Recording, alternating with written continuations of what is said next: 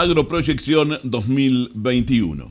El INEA es indudablemente el mayor proveedor de información sobre los más diversos temas relacionados con el agro. Desde las primeras conferencias organizadas por este canal, el aporte de sus técnicos ha sido invalorable y no deja de serlo en esta oportunidad. Sobre todo y puntualmente, la plataforma de salud animal, con sede central en la Estación Experimental La Estanzuela, en el departamento de Colonia, y con una repartición también en la Estación Experimental de Tacuarembó. De su equipo de investigadores tendremos también en esta ocasión aportes de real interés, como en el caso de la siguiente presentación, cuyo título es Mortalidad de terneros de tambos, situación en el control en Uruguay y sus aportes, que estará a cargo del doctor PhD Federico Gianitti. Pero es importante también destacar apenas algunos detalles de su trayectoria profesional. El doctor Gianitti es egresado de la Universidad Nacional del Centro de la Provincia de Buenos Aires, en Tandil, Argentina, habiéndose recibido en el 2006.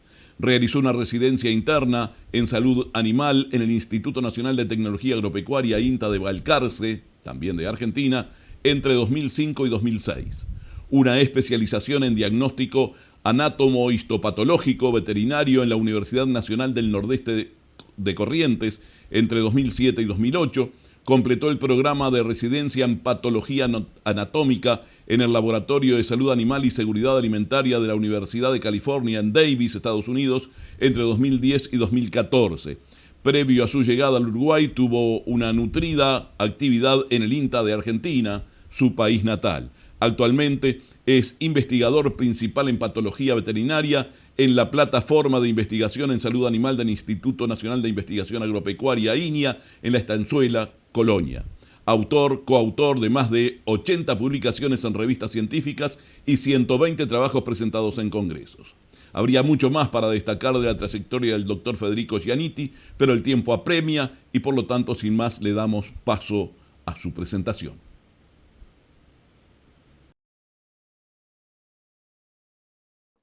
Bien. Bueno, muchas gracias a los organizadores del evento por la convocatoria a participar. La idea es hoy compartir una charla con ustedes acerca de mortalidad de terneros de tambos, cuál es la situación en Uruguay y algunos aportes para su control. El contenido de la presentación está dividido en 3 secciones. En una primera sección voy a abordar brevemente la importancia de la mortalidad de terneros. En una segunda sección voy a presentar algunos resultados de investigaciones en las cuales nuestro grupo ha estado involucrado, entre ellas una estimación de la mortalidad de terneros en Uruguay, algunos factores que podrían estar influyendo en esas muertes, y una breve aproximación a lo que sería pérdidas económicas o impacto económico de la mortalidad de terneros, para terminar con una breve sección de conclusiones. Respecto de la mortalidad de terneros, de su importancia, el primer punto a mencionar es que es un pobre indicador de bienestar animal. Es decir, esto tiene implicancias éticas, como criadores o tenedores de animales somos responsables por el bienestar de los animales de producción de alimento particularmente, y por otro lado tiene importancia en lo que es la percepción pública y la preocupación de los consumidores. Cada vez más se ven consumidores que deciden no comprar determinados tipos de productos si no cumplen con determinados estándares de bienestar animal o de impacto ambiental. Y también se ve crecientemente consumidores que están dispuestos a pagar un sobreprecio por productos que sí cumplen con esos estándares. Eso puede ser tomado como una oportunidad. El segundo punto importante de la mortalidad de terneros es el impacto ambiental, y en este sentido está ya hace unos cuantos años reconocido por la FAO que los sistemas que tienen menores mortalidades y morbilidades, es decir, aquellos en donde enferman y mueren menos animales, tienen mayor productividad. Y esto determina una menor emisión de gases de efecto invernadero, particularmente metano y óxido nitroso, por unidad de producto logrado, es decir, por kilo de carne o litro de leche cosechado. Respecto de lo que es la mortalidad de animales jóvenes, si el animal muere antes de que ese producto sea obtenido, los gases de efecto invernadero emitidos representan una pérdida neta, es decir, no tenemos cosecha de producto. Y la FAO también reconoce que las oportunidades de mejorar en este aspecto, es decir, en mitigar la emisión de gases de efecto invernadero, son mayores en aquellos sistemas que son menos eficientes desde el punto de vista productivo, y ahí nosotros creo que en Uruguay tenemos todavía trabajo por hacer respecto de mejorar la eficiencia de nuestros sistemas, si bien se han hecho grandes avances en el sistema lechero en los últimos años. Por último, la tercera importancia de la mortalidad de terneros, y que tal vez es la que está más cerca a los productores, es que limita el crecimiento productivo y económico. Esto tiene que ver tanto con la producción de leche como con la producción de carne, si consideramos las faenas de razas lecheras, tanto de novillos como de hembras. Ustedes saben que Uruguay sufrió un proceso de intensificación productiva, en el cual la lechería creció muchísimo. Entre los años 2000 y 2013 aproximadamente se duplicó la remisión de leche a planta, prácticamente de 1.000 a 2.000 millones de litros por año, y a partir del año 2013 hay un cierto amesetamiento de esa producción, años de crecimiento seguidos de años de crecimiento, y esa productividad estuvo dada mayormente, ese aumento de la productividad, por dos factores: un aumento de la carga, la cantidad de vacas masa por hectárea, y un aumento de la producción individual. ¿Sí? Ese aumento de la producción individual en litros por vaca masa por año estuvo mayormente sustentado por una masificación de la suplementación, de una cuestión nutritiva de la suplementación con concentrados. Pero si nos enfocamos en lo que ocurrió con la carga particularmente, porque tiene que ver con lo que es el rodeo nacional, vemos que ese aumento de la carga estuvo mayormente dado por una reducción importante en la superficie lechera, del orden de los 13.250 hectáreas por año entre el periodo 2001 y 2019. Si observamos lo que ocurrió en ese mismo periodo con el rodeo nacional, el rodeo se mantuvo más o menos estable, si bien en este periodo hubo un crecimiento que no es muy importante, del 0,05% anual en todo este periodo en promedio, para el total del rodeo nacional, y del 0,07% anual para las vacas masa. El rodeo no aumentó en forma importante, es decir, que el aumento de la carga se debió mayormente a una reducción de la superficie lechera y no tanto a un aumento del rodeo nacional en términos de vacas masa. Lo que sí ocurrió es que aumentó en forma sostenida en el tiempo la relación vacas en ordeño sobre vacas secas, y eso sí tiene un impacto en la productividad. Esta tasa de crecimiento representó en promedio un crecimiento de 55 vacas masas por año, es decir, es muy poco. Si analizamos lo que ocurrió en el periodo de gran crecimiento, que fue del 2001 al 2013, esa tasa de crecimiento fue mayor, del 0,44% anual en promedio. Eso implicó más o menos un crecimiento de 2.083 vacas masas por año. Y si nos concentramos en el periodo de decrecimiento, del 2013 al 2019, esa tasa se torna negativa, es decir, hay una reducción de 0,9% anual en promedio en ese periodo, que representa unas 4.300 vacas masa por año. Es decir, en el periodo de crecimiento, la cantidad de vacas masa acompaña ese crecimiento, y en el periodo de crecimiento, la cantidad de vacas masa también lo acompaña. Esto no quiere decir que el crecimiento del rodeo explique la explosión en productividad que hubo en Uruguay, pero sí lo acompaña. Y entonces nos preguntamos cómo puede crecer el rodeo nacional, y no hay muchas alternativas. Una forma es aumentar las altas, es decir, los nacimientos de terneros por año. Esto está relacionado con la eficiencia reproductiva global del rodeo, Y por otro lado, la importación en pie, que para el caso de Uruguay no es importante. Y por otro lado, el rodeo podría crecer si reducimos las bajas, es decir, si nos concentramos en los descartes, que incluye las ventas para faena y las muertes, o reducir la exportación en pie, que en Uruguay es variable, algunos años tiene un poquito más de relevancia que otros. Entonces nosotros nos estamos enfocando en algunas líneas de investigación que tienen que ver con entender mejor por qué se descartan las vacas o por qué mueren los animales como una estrategia de aportar al crecimiento del rodeo nacional.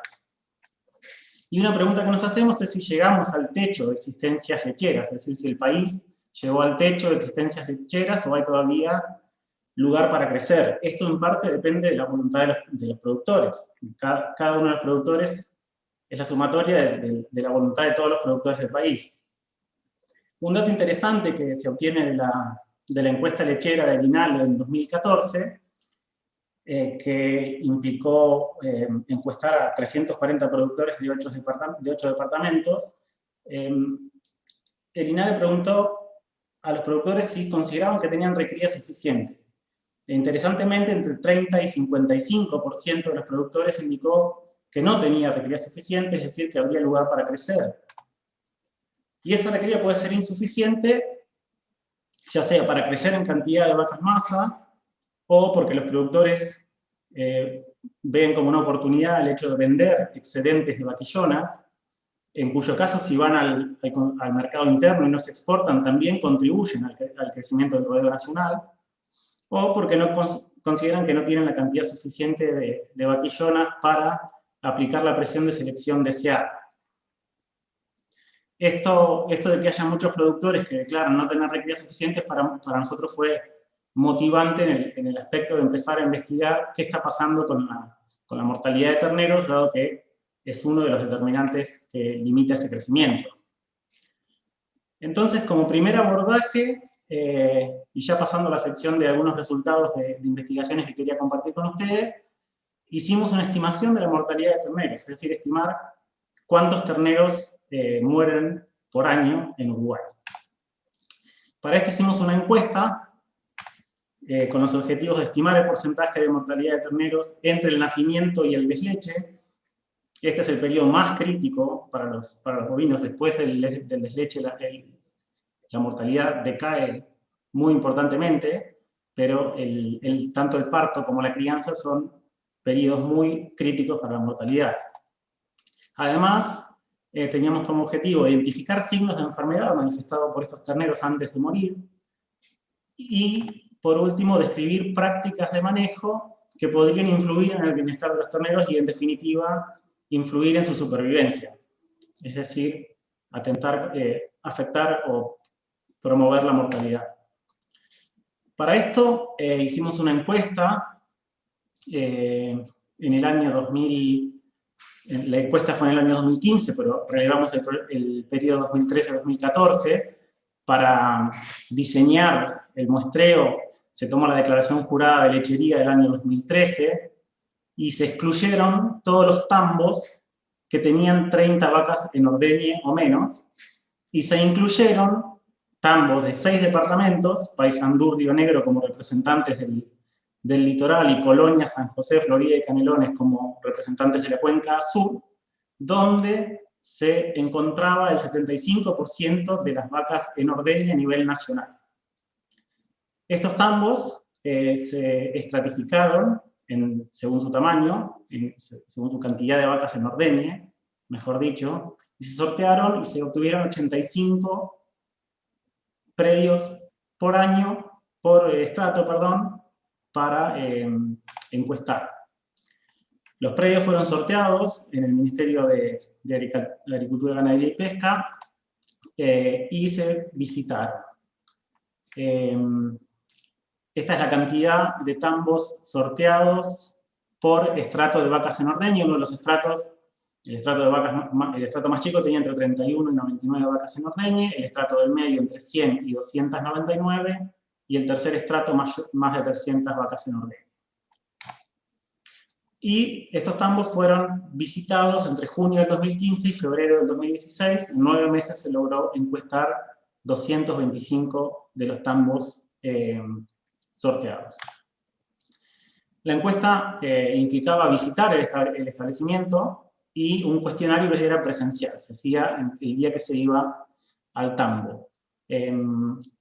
Se revisaron los registros retrospectivamente del ciclo anterior, que era el ejercicio julio 2013-junio 2014, y se tomó una cantidad de información para caracterizar básicamente los sistemas de preparto y crianza. ¿Sí? De esta encuesta nosotros pudimos estimar el porcentaje de mortalidad anual entre el parto y el desleche del ciclo 2013-2014. Este porcentaje fue de 15,2%. Está calculado, son los terneros que murieron entre el nacimiento y el desleche, sobre los terneros nacidos vivos o muertos, pero en fecha de parto. ¿Sí? Para aquellos que están acostumbrados a ver los datos desde otro ángulo, agrupa la mortalidad perinatal, que es la que ocurre hasta el día 2 de vida, entre el nacimiento y el día 2 de vida, y la mortalidad en la crianza, que es la que ocurre hasta el desleche, es decir, la mortalidad en la guachera. Agrupa esas dos mortalidades. La edad del desleche en promedio fue de 75 días. Esto quiere decir que entre el nacimiento y el día 75 muere el 15,2% de los terneros. Y este es un dato llamativo, es bastante alto, y nos invita a reflexionar acerca de qué estrategias podríamos tomar o aplicar para reducir estas pérdidas. Una aclaración es que en los tambos que solo criaban las terneras hembras, que era el 52,5% de los predios, se excluyeron los machos sacrificados o vendidos. Esos animales no se consideraron en el cálculo, mientras que en los tambos que criaban tanto hembras como machos, que era el 47,5% restante, se incluyeron todos los terneros. Es decir, que este porcentaje de mortalidad refleja la cantidad de terneros que el productor tenía por objetivo criar, y no los terneros machos que se sacrifican o se eliminan porque no se desea criarlos. Cuando analizamos el porcentaje de mortalidad por estrato de vacas en ordeño, ¿sí? Por el tamaño del rodeo, vemos que no hay variaciones importantes o significativas entre los diferentes estratos.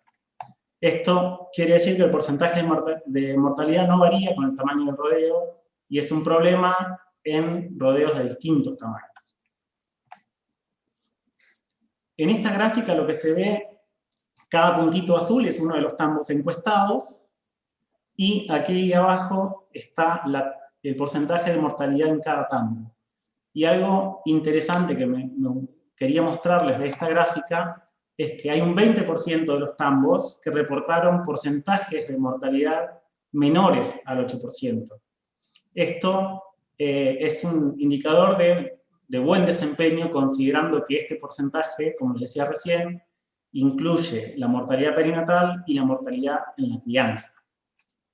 Es decir, que hay buenos ejemplos en el país a seguir y se puede hacer las cosas bien, aplicando particularmente algunos paquetes tecnológicos y algunos conocimientos. Hay gente que está haciendo las cosas bien, ese es un mensaje alentador. Respecto de factores que podrían influir en la mortalidad de terneros, quería mencionar que este es un problema multifactorial. Es un problema de múltiples causas y es un problema complejo, no responde a pocas causas y por lo tanto es difícil de abordar o de prevenir, y cada circunstancia o cada campo tiene su situación particular. En términos generales, hay factores que son inherentes al propio sistema de preparto y crianza y son los que nosotros podemos manejar o el productor puede manejar, y tienen que ver con la nutrición, el alojamiento o el ambiente donde nacen y se crían esos terneros, el calostrado, factores de higiene, manejo, las prácticas de cuidados neonatales que se tengan sobre esos terneros, la presencia de algunas enfermedades, la infraestructura, las tecnologías que los productores aplican o dejan de aplicar, y el factor humano, que está siempre ahí involucrado. Y hay otros factores que están fuera de nuestro alcance, que no los podemos manejar, como por ejemplo la economía o el clima, aunque sí podemos hacer cosas para minimizar su impacto. No es mi intención en esta presentación abordar todos estos factores, no sería factible en términos de tiempo, pero al menos quería mencionar algo de estos 4 factores: alojamiento y ambiente, calostrado, alguna cuestión de manejo y enfermedades, que creemos, por los resultados de la propia encuesta, que podrían estar contribuyendo a la mortalidad. Así que, respecto de enfermedades, lo que obtuvimos de la encuesta es que la enorme mayoría de los tambos, un 85,1%, indica que los terneros, antes de morir, manifiestan diarrea como principal síntoma clínico. ¿Sí? Y en segunda medida, 47,5% de los predios indicaron que había problemas respiratorios. Esto no es sorprendente, es comparable a lo que ocurre en otras partes del mundo. Las diarreas son efectivamente un problema en los animales jóvenes, y no nos sorprende para nada este resultado. Y en casi todas las encuestas a nivel mundial de lechería, también los síntomas respiratorios vienen en segundo lugar. Pero lo que sí nos está indicando, a pesar de que no nos sorprende, es que hay enfermedades infecciosas y parasitarias. En este periodo, lo más probable es que las diarreas y las neumonías sean de origen infeccioso. Entonces ya nos está dando una especie de alerta de que hay enfermedades en la crianza importantes contribuyendo a la mortalidad. Otra pregunta que se hizo a los productores es: ¿qué edad tenían los terneros antes de morir? Y aquí tenemos discriminados en semanas de vida, y lo que vemos es que el 89% de los productores indicó que la mayoría de los terneros muere en las primeras 3 semanas de vida. ¿Sí? Lo que acá se ve como 0 a 2 días de vida, este 25% representaría la mortalidad perinatal que yo les decía hoy, de 0 a 2 días de vida, y de ahí tenemos las otras 3 semanas subsiguientes, en donde ocurrirían la mayoría de las muertes. Entonces, estos 2 datos, diarreas en la etapa temprana de la crianza, nos está indicando que las diarreas neonatales son un problema clínico importante y muy difundido en el país, y seguramente responsable de gran parte de esa mortalidad que estamos observando. Entonces, para hablar un poquitito de la diarrea neonatal, y no me voy a extender mucho en esto, quería, como decíamos recién, compartir que es la principal enfermedad manifestada por los terneros en la mayoría de los tambos. La morbilidad, es decir, la cantidad de animales que enferman, y la mortalidad, es decir, de aquellos que enferman, cuántos mueren, son variables, pero pueden ser altas hasta del 30%, si los animales no son tratados a tiempo, particularmente si no se los rehidrata, porque los terneros con diarrea neonatal mueren generalmente por deshidratación. Hay múltiples patógenos involucrados en este síndrome de diarrea neonatal. Hay algunos virus, entre ellos está rotavirus del grupo A, coronavirus bovino y el virus de la diarrea viral bovina. Hay bacterias, las más importantes son Salmonella entérica y varios patotipos de Escherichia coli, y hay protozoarios, entre ellos el más importante es Cryptosporidium parvum, y los coccidios, Eimeria, en una menor medida en terneros un poquitito más de 3 semanas de edad. Todos estos patógenos están presentes en guacheras, en sistemas de crianza de Uruguay. Eso lo quería recalcar. En mayor o menor medida, de algunos que están más o menos difundidos, pero todos estos están presentes en una enorme proporción de tambos, y me animaría a decir que no debe haber un tambo que no tenga alguno de estos patógenos circulando en su población. Estos patógenos se transmiten por vía fecal-oral. Cuando el ternero nace, toma calostro, leche, agua o alimentos que están contaminados con materia fecal, se infectan muy tempranamente en su vida, y a los pocos días de infectarse empiezan a manifestar diarrea, y eso es lo que estamos viendo en los datos de la encuesta. Otro punto importante a tener en cuenta es que las madres eliminan estos patógenos por la materia fecal o el calostro al momento del parto. Entonces, todo lo que implique prácticas de higiene en el preparto y la guachera ayuda a prevenir estos contagios y la manifestación de diarrea en las primeras semanas de vida. Y otro aspecto importante es que casi todos estos patógenos sobreviven por muchos meses en ambientes húmedos, como suele ser el caso de los prepartos, sobre todo a medida que va avanzando la temporada de parición, donde la contaminación fecal de los corrales de preparto, a medida que pasan las vacas, va aumentando. Entonces, durante la encuesta, detectamos algunas falencias de manejo que podrían estar favoreciendo la ocurrencia de esta enfermedad, y yo quiero concentrarme solamente en 4 por una cuestión de tiempo. Una de ellas es el ambiente del parto, el segundo es el periodo de separación madre-ternero, el tercero es el calostrado, y la cuarta es la aplicación de vacunas contra la diarrea neonatal. Respecto del ambiente del parto, lo que identificamos en la encuesta, y esto tampoco es llamativo, es que en el 98,7% de los predios, los partos ocurren en corrales colectivos al aire libre, como estos prepartos que se ven acá.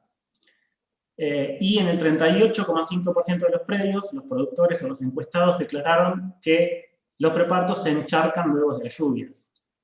Entonces, acá lo que está ocurriendo es que los terneros, si bien estos son los corrales de preparto, normalmente las vacas paren en el preparto, no paren en un corral separado.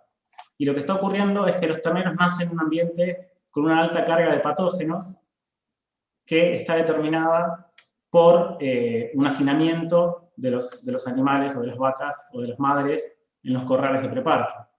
Si tuviésemos que describir cuál es la situación ideal, y no digo que esto sea fácilmente practicable en todos los campos, pero ¿cuál es la situación ideal donde un ternero debería parir, nacer, o una vaca parir?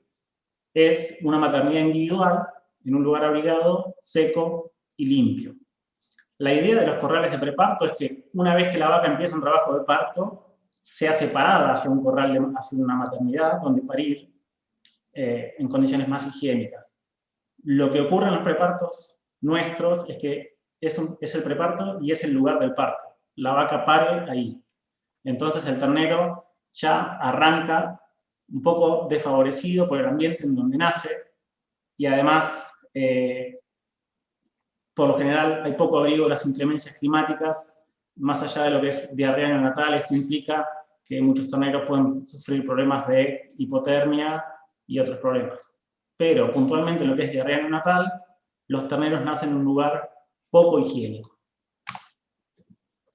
Lo otro que es llamativo de la encuesta es que el 90,8% de los tambos permite que el ternero permanezca con su madre por unas 12 horas. ¿Sí? Lo ideal, la situación ideal sería que el ternero sea separado de su madre lo más rápido posible luego del parto, luego del nacimiento, idealmente antes de 1 hora de nacido. Lo que ocurre con tiempos largos de permanencia o de separación madre-ternero es que tanto el ternero como la vaca sufren más la separación cuanto más tardía es. Es decir, ya a partir del primer día, la separación madre-ternero es más estresante tanto para el ternero como para la madre que inmediatamente luego del parto. Lo otro que está ocurriendo es que estos terneros permanecen 12 horas no solo con su madre, sino con todas las otras vacas que están en el preparto, y lo que hablábamos recién, hay una cuestión de contaminación, mayores oportunidades de contaminación cuanto más tiempo pasa con los animales adultos, y estos animales tienen un mayor riesgo de infectarse con patógenos que causan diarrea neonatal, por un lado, y con patógenos que causan otras enfermedades, por otro. También con patógenos que causan neumonía, y también con patógenos que causan enfermedades en la edad adulta de esa ternera. Por ejemplo, la paratuberculosis, por ejemplo, la leucosis bovina. Son enfermedades que se transmiten por la materia fecal, en el caso de la paratuberculosis, o por el calostro, en el caso de la leucosis, y cuanto más tiempo pasa el ternero con vacas adultas, más chances tiene de infectarse en una edad muy temprana. Respecto del calostrado, ustedes saben que hay 2 grandes formas de hacer el calostrado. Una es el calostrado natural, es decir, permitir que el ternero mame calostro de la ubre de su madre. Es lo que ocurre en el 95,2% de los tambos de Uruguay. Esto está relacionado con ese periodo prolongado de separación madre-ternero. La mayoría de los productores tienen la concepción de que dejando al ternero un tiempo mayor a 12 horas con su madre, el ternero va a ingerir calostro, y esta es la situación opuesta en realidad. La situación ideal sería calostrar manualmente a esos terneros. Es decir, suministrar entre 3 y 4 litros de calostro de buena calidad antes de las 6 horas del día. En filmidas siguientes voy a comentar acerca también otros puntos acerca del calostrado, voy a profundizar un poquitito ahí porque es importante. Y respecto de la vacunación, que era el último punto que quería mencionar, particularmente la vacunación contra la diarrea neonatal, la situación ideal es dar doble dosis a las madres, una al secado y otra 30 días antes del parto, y esto tiene como objetivo aumentar la cantidad de anticuerpos específicos contra los antígenos o contra los agentes que causan la diarrea neonatal en el calostro, para así, una vez que el ternero nace, mame calostro y se haga esos anticuerpos. El 74% de los predios no vacuna contra las diarreas neonatales, y solo 13,2% de los predios está aplicando el calendario sanitario adecuadamente, es decir, 2 dosis de esta vacuna. Y esto también podría estar afectando la mortalidad de los terneros. Respecto del calostrado, quiero hacer un breve parate. Es uno de los factores de manejo más importantes que determina la supervivencia de los terneros en la etapa neonatal. El calostro es la primera secreción de la glándula mamaria. Contiene no solo anticuerpos, que es uno de los elementos más importantes, pero además tiene nutrientes, factores de crecimiento, hormonas, compuestos antimicrobianos, leucocitos, que son muy importantes para el desarrollo inicial del ternero. Es asegurarles un buen comienzo, darles una buena cantidad de calostro de buena calidad. Y es el factor más importante que determina la supervivencia de los terneros. Los terneros que no calostran adecuadamente tienen mayor probabilidad de enfermar, no solo de diarrea neonatal, sino también de otras enfermedades, como son las septicemias y la neumonía, y también tienen mayor probabilidad de morir. El éxito del calostrado depende de la cantidad de calostro que el ternero ingiere. Es decir, el ternero debe ingerir entre un 10 y 12% del peso vivo en volumen. Esto es aproximadamente entre 3 y 4 litros por ternero. También depende de la calidad del calostro. La calidad del calostro se puede medir con un calostrímetro. Por lo general, los calostros de buena calidad son aquellos que tienen más de 1050 de densidad, o también se puede medir con un refractómetro, y en este caso, los calostros de buena calidad son los que tienen más de 22 grados Brix. Ambos valores están indicando que este calostro tiene más de 50 gramos de inmunoglobulina G por litro, así que tiene una buena cantidad de anticuerpos. Y por último, también el éxito del calostrado depende del tiempo de la ingesta. Cuanto antes el ternero ingiera el calostro es mejor, pero debe ingerirlo antes de las 6 horas. Después de esas 6 horas de vida, la capacidad del ternero de absorber esos anticuerpos disminuye drásticamente, y ya el calostro no tiene un efecto sistémico tan importante como lo tiene si es administrado tempranamente. Entonces, respecto de los tipos de calostrado que hablábamos hoy, calostrado manual versus calostrado natural, el calostrado manual es el que permite un mayor éxito del calostrado. Nosotros podemos tener un éxito de hasta 80-90% de terneros bien calostrados si lo hacemos en forma manual. Y este éxito está dado porque nos permite controlar la cantidad ingerida, es decir, sabemos que le estamos dando los 3 o 4 litros que el ternero necesita. También nos permite controlar la calidad del calostro que estamos dando. Podemos descartar los calostros que sean de baja calidad y solo utilizar calostros de buena calidad, que tengan buena cantidad de anticuerpos. Y también estamos controlando el tiempo de la ingesta. Y un beneficio adicional de hacer el calostrado manual es que permite pasteurizarlo. Y esto tiene 2 beneficios. Por un lado, aumenta la absorción de anticuerpos, y por otro lado, previene el contagio de enfermedades infecciosas o baja la carga de patógenos en el caso de poder pasteurizarlo. Lamentablemente, la situación de los tambos de Uruguay es que solo el 4,8% practican este tipo de carostrado, que es el que mayor éxito nos asegura. Respecto del carostrado natural, que es lo que ocurre en la mayoría de los tambos del país, en este caso no tenemos ningún control, ni conocemos la cantidad de calostro que el ternero ingiere, tampoco conocemos la calidad, si no tomamos una muestra y la medimos. Es sabido que entre el 30 y el 60% de las vacas producen calostro de baja calidad, esos calostros deberían ser descartados, no utilizarse, y tampoco sabemos el tiempo de vida de la ingesta. Por ahí el ternero no mama calostro antes de las 6 horas de vida, y entonces el calostrado es fallido. Por último, no permite la pasteurización, que es lo que les mencionaba recién. En estas condiciones de calostrado natural, hasta un 50% de los terneros no reciben una adecuada inmunidad calostral, ¿sí? Y ese 50% de terneros que no reciben una adecuada inmunidad calostral tiene mayores chances de enfermar y morir en el periodo neonatal. Este es efectivamente uno de los factores que está contribuyendo a la mortalidad. Y de nuevo, resaltar que este es el método de calostrado en 95,2% de los tambos del país. Y sería uno de los puntos importantes a revisar en algún plan de reducción de mortalidad. Por último, no quería dejar de mencionar algo de impacto económico productivo de la mortalidad de terneros.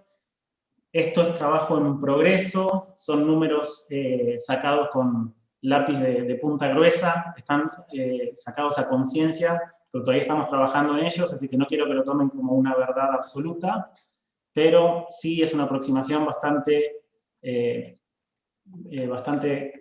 a conciencia.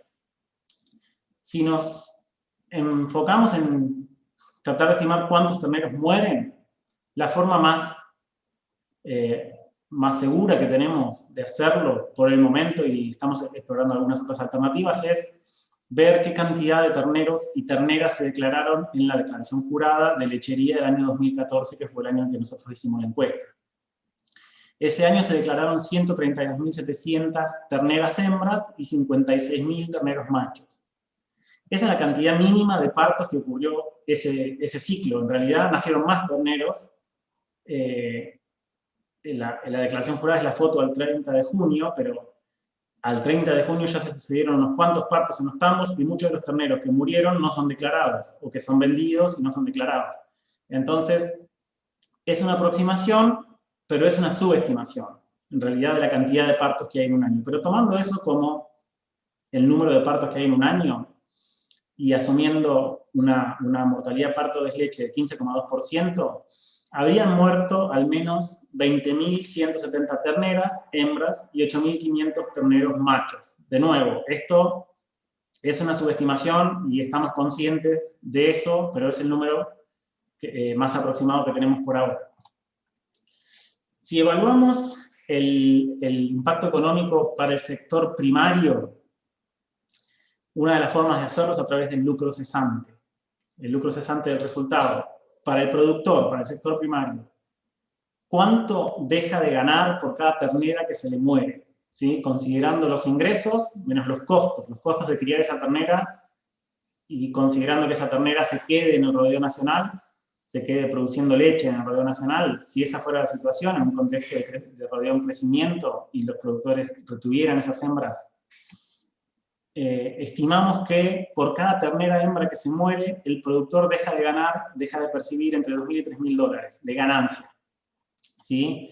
Y esa ganancia sería a percibir en 7 años, que es la vida útil promedio de una vaca lechera en Uruguay. Considera 3 años de edad al primer parto y 4 lactancias antes del descarte. Si multiplicamos eso por la cantidad de terneras que creemos que mueren, y de nuevo reconociendo que esta es una subestimación de la cantidad de terneras que murieron, esto nos da un total de anualizado entre 5,76 y 8,64 millones de dólares por año de ganancia que dejan de percibir los productores, todos los productores a nivel país. Obviamente es imposible reducir estas pérdidas a cero, porque la mortalidad siempre va a existir, pero sí es posible plantearse reducciones significativas de estas pérdidas. Por ahora no hemos estimado el lucro cesante que implica la pérdida de los 8.500 terneros machos que estimamos que murieron ese año. Otra aproximación de estimación de impacto económico que hicimos fue lo que está listado acá como valor agregado. Básicamente, ese valor agregado implica mano de obra que el productor por un lado se ahorra por haber perdido esa ternera, pero que a nivel de la economía nacional aporta. Entonces, estimamos que cada productor que se pierde a nivel país unos $1.200 por cada ternera hembra que se pierde, y obviamente eso también está en los 7 años, esa ternera si no se muere se cría y entra al tambo y genera una cantidad de mano de obra durante su vida productiva, y esto anualizado estimamos que está alrededor de los $3,46 millones. ¿Sí? Es una disminución de la mano de obra. Y de nuevo, para los machos no lo hemos estimado. Respecto al impacto para el sector industrial, tampoco tenemos estimado un impacto económico, pero sí un impacto productivo, y estimamos que por cada ternera hembra que muere, la industria láctea deja de percibir unos 18.900 litros de leche, de nuevo, a remitir en 7 años, y esto anualizado es alrededor de 54,5 millones de litros anuales. ¿Sí? No hemos estimado las pérdidas que estas mortalidades implicarían para el sector terciario, pero bueno, estos son los números que tenía para compartir. Aclararles que es solo parte de las pérdidas que ocasionaría la mortalidad de terneros, y nuevamente que son números por ahora aproximados y estamos trabajando para afinarlos. No me gustaría que nadie tomase esto como la verdad absoluta, pero son aproximaciones hechas a conciencia. Así que bueno, ya para ir terminando y a modo de conclusiones, las etapas perinatal y neonatal, es decir, el preparto, el parto y la crianza, son críticas, y durante ellas pueden producirse importantes pérdidas de terneros. De hecho, las mayores mortalidades en todos lados ocurren en esta etapa.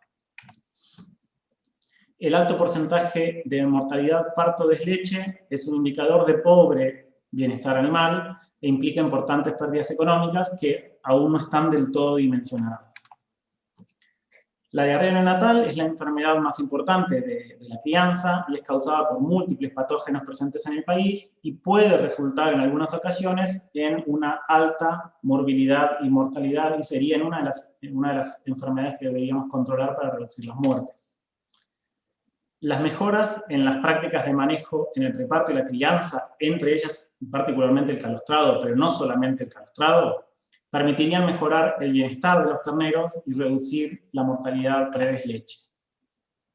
Y reducir la mortalidad y mejorar el bienestar de los terneros es posible, hay ejemplos de esto en el país, aplicando conocimientos y tecnologías existentes que implicarían un retorno favorable para la economía nacional.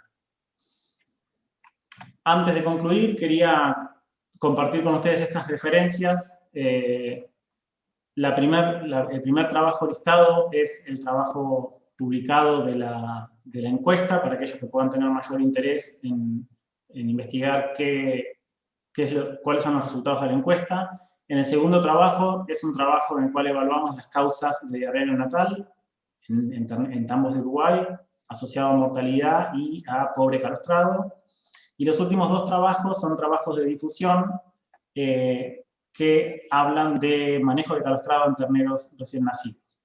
Así que aquellos que tengan mayor interés en profundizar en estas temáticas, aquí les dejo las referencias. Y por último quería agradecer a todas estas instituciones. La información que yo hoy presenté implica varios años de trabajo y colaboración con un montón de instituciones. No podría nombrar a todas las personas que estuvieron involucradas porque correría riesgo de olvidarme de muchos, pero estas son las instituciones que han participado en los proyectos que sustentaron esta charla. Y por último les dejo aquí mi correo electrónico por si sugiera alguna duda o necesidad de comunicarse por alguna de las temáticas relacionadas a la presentación. Así que con esto me despido y les agradezco por la atención y vuelvo a agradecer a los organizadores por esta convocatoria, esta jornada. Bien, muchas gracias, Federico. La verdad, una presentación más que esclarecedora en torno a un tema central en la lechería, como es la protección y salvaguarda sanitaria de los terneros en el tambo. Tras la siguiente pausa llega otro fundamental aporte desde la plataforma de sanidad animal de INIA La Estanzuela. En instantes continuamos con estas jornadas de sanidad animal o sanidad en rumiantes en el marco de Agroproyección 2021. Ya volvemos.